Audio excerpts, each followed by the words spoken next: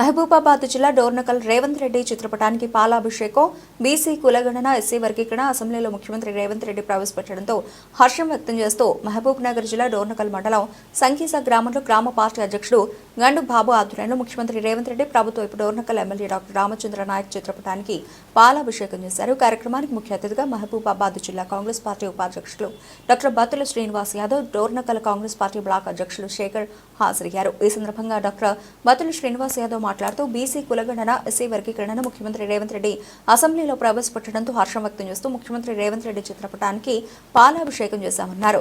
Congress party ప్రజలకు ఇచ్చిన మాటకు కట్టుబడి ఉంటుందని మరోసారి రుజువైందని అన్నారు.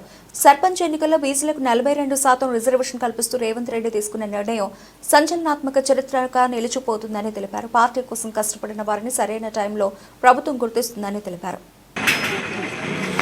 ఫిబ్రవరి 4, 2000 ఈ సంవత్సరంలో అసెంబ్లీలో రేవంత్ రెడ్డి గారు ప్రవేశపెట్టినటువంటి కులగణన, అదేవిధంగా ఎస్సీ వర్గీకరణ దేశ చరిత్రలోనే మరోలేని రోజుగా యావత్ ప్రపంచం, భారతదేశంలో అన్ని రాష్ట్రాలు అభివర్ణించాయి. ఏ ముఖ్యమంత్రికి దక్కినటువంటి అవకాశం అట్టడుగు వర్గాలు ఎస్సీ, ఎస్టీ, బీసీ, మైనార్టీలకు సంబంధించి రేవంత్ రెడ్డి గారు ఆనాడు భారత్ జోడో యాత్రలో రాహుల్ గాంధీ గారు దేశ పర్యటన చేసినప్పుడు అన్ని వర్గాలకి ప్రాతినిధ్యం లేదని గ్రహించి ఈ అవకాశాన్ని ఈనాడు అసెంబ్లీలో ప్రవేశపెట్టే విధంగా రేవంత్ రెడ్డి గారిని ప్రోత్సహించి ఈనాడు కులగణన ఎస్సీ వర్గీకరణ బిల్లును పాస్ చేసినందుకు డోర్నకల్ మండల పక్షాన, అదేవిధంగా పెరమల సంకీస గ్రామ పంచాయతీ తరఫున రేవంత్ రెడ్డి గారికి మరియు అదేవిధంగా రాష్ట్ర ప్రభుత్వానికి ప్రత్యేకంగా మా కమిటీ తరఫున అభినందనలు తెలియజేస్తూ ఉన్నాము.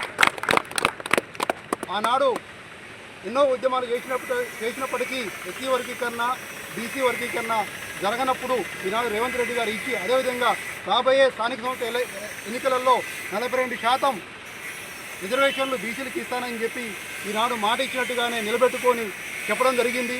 ఈ అంశాన్ని దేశవ్యాప్తంగా అన్ని జిల్లాలు, అన్ని రాష్ట్రాలు గ్రహించి రేవంత్ రెడ్డి గారిని ఒక ప్రపంచానికి ఒక దిక్సూచి ముఖ్యమంత్రిగా అభివర్ణించడం జరిగింది.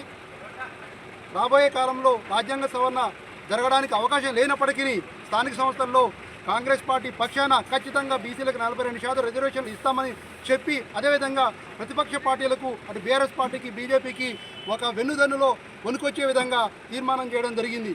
అదేవిధంగా భవిష్యత్ కాలంలో బీసీలకి ఇటువంటి అవకాశాన్ని ఇచ్చినటువంటి రేవంత్ రెడ్డి గారికి ప్రత్యేకంగా పాదాభినందనలు తెలియజేస్తూ నమస్కారం.